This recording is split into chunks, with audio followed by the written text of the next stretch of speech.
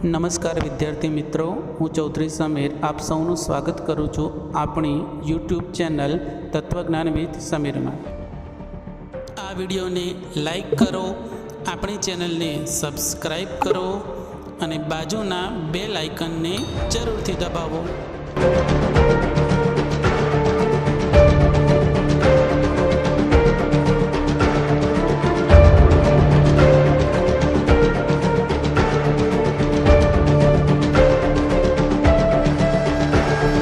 विधानों सत्यता अने दलीलों प्रामाण्य उदाहरण सहित समझावो।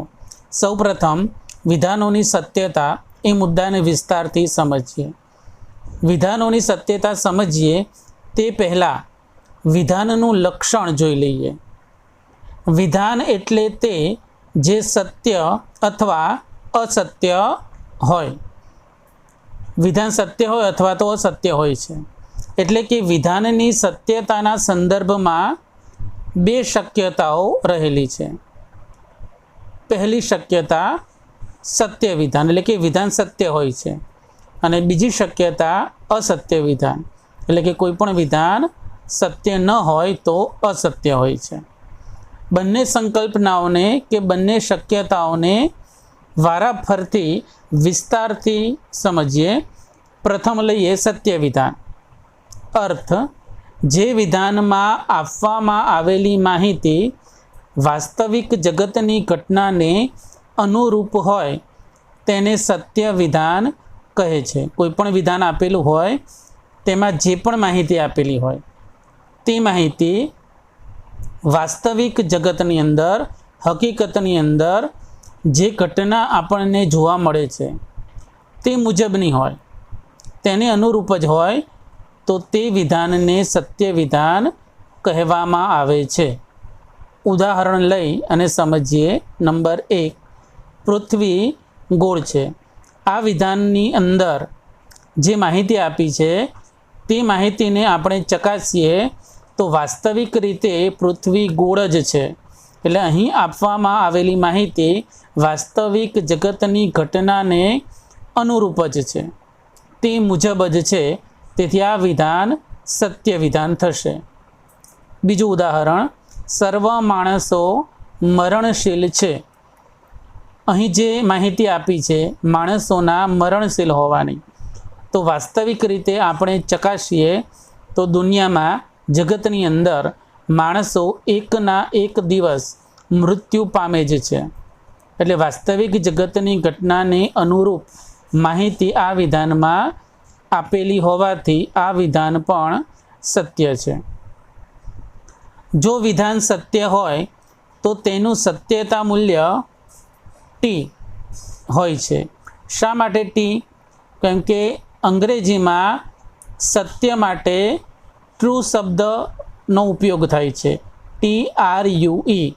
तेमांथी प्रथम केपिटल अक्षर टी तेने सत्य तरीके लेवामां आवे छे। कोईपण विधान सत्य होय तो तेनुं सत्यता मूल्य केपिटल टी द्वारा आंकवामां आवे छे।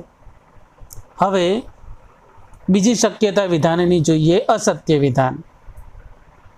जे विधान में आपवामां आवेली माहिती वास्तविक जगतनी घटना ने अनुरूप न होय तेने असत्य विधान कहे छे। એટલે કે કોઈ વિધાન આપેલું હોય તેમાં જે માહિતી આપી હોય તે માહિતીને આપણે ચકાસીએ તો વાસ્તવિક જગતની જે ઘટના છે, હકીકતની અંદર દુનિયામાં જે પ્રમાણેની ઘટના છે તે મુજબ તેને અનુરૂપ તે વિધાનમાં માહિતી ન આપેલી હોય તો તે વિધાનને અસત્ય વિધાન કહે છે। ઉદાહરણ દ્વારા આ મુદ્દાને સમજીએ। उदाहरण 1, सर्व वानरो हाथीओ छे।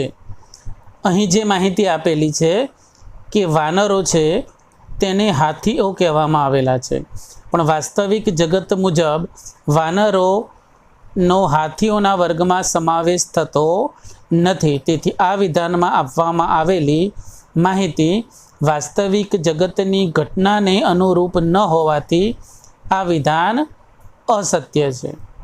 બીજું ઉદાહરણ, સર્વ જંતુઓ પંખીઓ છે. અહીં પણ જે માહિતી આપી છે તે વાસ્તવિક જગતની ઘટનાને અનુરૂપ નથી, કેમ કે જંતુઓનો સમાવેશ પંખીઓમાં થઈ શકે નહીં. તેથી આ વિધાન પણ અસત્ય છે. જો વિધાન અસત્ય હોય તો તેનું સત્યતા મૂલ્ય કેપિટલ F હોય છે. શા માટે F? કેમ કે અંગ્રેજીમાં અસત્યને ફોલ્સ કહેવામાં આવે છે.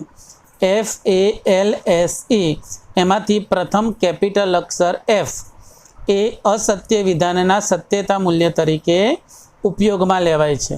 જો મિત્રો, હવે કદાચ તમને એવું થાય કે અસત્ય વિધાનનું સત્યતા મૂલ્ય કેવી રીતે છે, તમને એવું થાય કે અસત્ય વિધાનનું અસત્યતા મૂલ્ય હોય. એવું નથી. કોઈ પણ વિધાન સત્ય હોય કે અસત્ય હોય, તેનું સત્યતા મૂલ્ય એવો જ શબ્દનો ઉપયોગ થાય છે.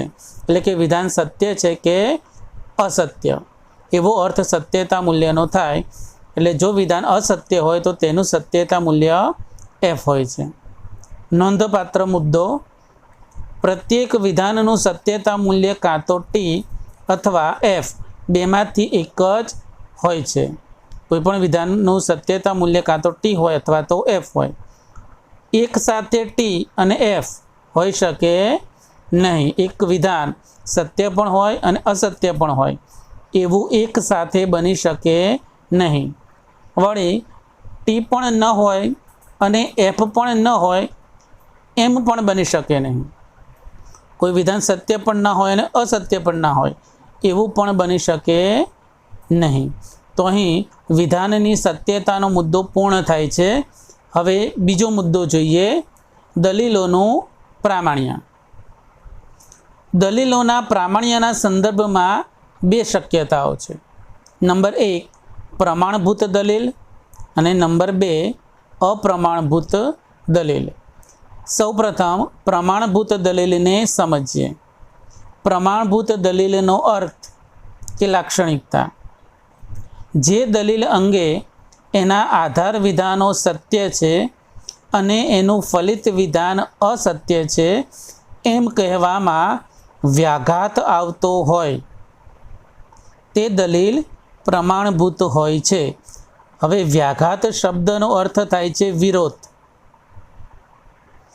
જે દલીલ અંગે એના આધાર વિધાન સત્ય છે અને એનું ફલિત વિધાન અસત્ય છે એમ કહેવામાં વ્યાઘાત એટલે વિરોધ આવતો હોય. એટલે આપણે એવું કહી શકતા ન હોઈએ કે આધાર વિધાન સત્ય છે અને ફલિત વિધાન અસત્ય છે, એવું જો ન કહી શકતા હોઈએ તો તે દલીલ પ્રમાણભૂત હોય છે. અથવા બીજી રીતે સરળ શબ્દમાં સમજીએ, જે દલીલના આધાર વિધાન સત્ય હોય અને તેનું ફલિત વિધાન પણ સત્ય હોય તે દલીલને પ્રમાણભૂત દલીલ કહેવાય. આધાર વિધાન સત્ય હોય અને ફલિત વિધાન પણ સત્ય હોય, બંને સત્ય હોય તે દલીલ પ્રમાણભૂત દલીલ બને છે. ઉદાહરણ દ્વારા આ મુદ્દાને સમજીએ. ઉદાહરણ, સર્વ માણસો મરણશીલ છે. સર્વ પુરુષો માણસો છે, માટે સર્વ પુરુષો મરણશીલ છે. પ્રથમ બે આધાર વિધાન છે, છેલ્લું ફલિત વિધાન છે. આધાર વિધાનને ચકાસીએ તો સર્વ માણસો મરણશીલ છે એ વિધાન સત્ય છે. સર્વ પુરુષો માણસો છે, આ વિધાન પણ સત્ય છે. એટલે બંને આધાર વિધાનો સત્ય છે. ફલિત વિધાન તપાસીએ, સર્વ પુરુષો મરણશીલ છે, તો ફલિત વિધાન પણ સત્ય છે. તેથી આધાર વિધાન અને ફલિત વિધાન બંને સત્ય હોવાથી આ દલીલ પ્રમાણભૂત થશે. પ્રમાણભૂત દલીલ અંગેના કેટલાક મુદ્દાઓ ધ્યાનમાં રાખવાના છે. નોંધપાત્ર મુદ્દા: 1. અસત્ય આધાર વિધાન અને સત્ય ફલિત વિધાનવાળી દલીલ પણ પ્રમાણભૂત હોઈ શકે છે. અસત્ય આધાર વિધાન કે જેનું આધાર વિધાન અસત્ય હોય અને ફલિત વિધાન સત્ય હોય તેવી દલીલ પ્રમાણભૂત હોઈ શકે છે. કેમ કે આપણને આધાર વિધાન સત્ય હોય અને ફલિત વિધાન અસત્ય હોય એમ કહેવામાં વ્યાઘાત કે વિરોધ આવતો હોય તેવું જ જણાવેલું છે. બીજો નોંધપાત્ર મુદ્દો, અસત્ય ફલિત વિધાનવાળી દલીલનું ઓછામાં ઓછું એક આધાર વિધાન અસત્ય હોય તો એ પ્રમાણભૂત હોઈ શકે છે. જે દલીલ હોય એનું ફલિત વિધાન અસત્ય હોય તો એ દલીલના જે આધાર વિધાન છે એમાંથી ઓછામાં ઓછું એક આધાર વિધાન અસત્ય હોય, એટલે કે એક સત્ય હોય અને બીજું આધાર વિધાન અસત્ય હોય તો એ દલીલ પણ પ્રમાણભૂત બની શકે છે. હવે પ્રમાણભૂત દલીલનું રૂપ જોઈએ. હવે રૂપ છે એ હંમેશા નાના અક્ષરોમાં જ રજૂ થાય છે. પુસ્તકની અંદર કેપિટલ અક્ષરો આપેલા છે, પણ રૂપ હંમેશા નાના અક્ષરોમાં જ હોય છે. વિધાનપરક પરિવર્તિમાં આગળ પ્રકરણ 4ની અંદર આવશે.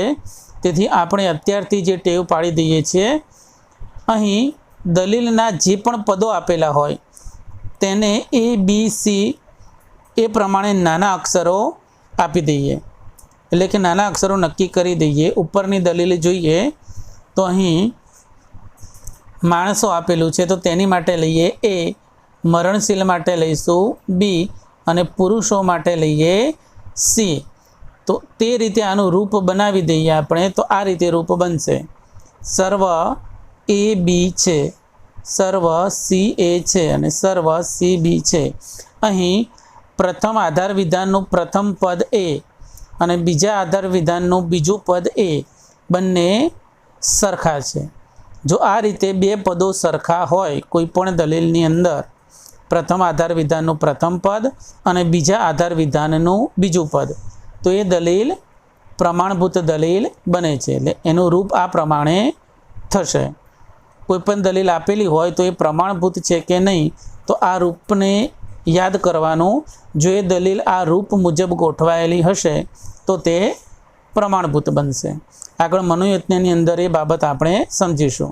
હવે અપ્રમાણભૂત દલીલનો મુદ્દો જોઈએ.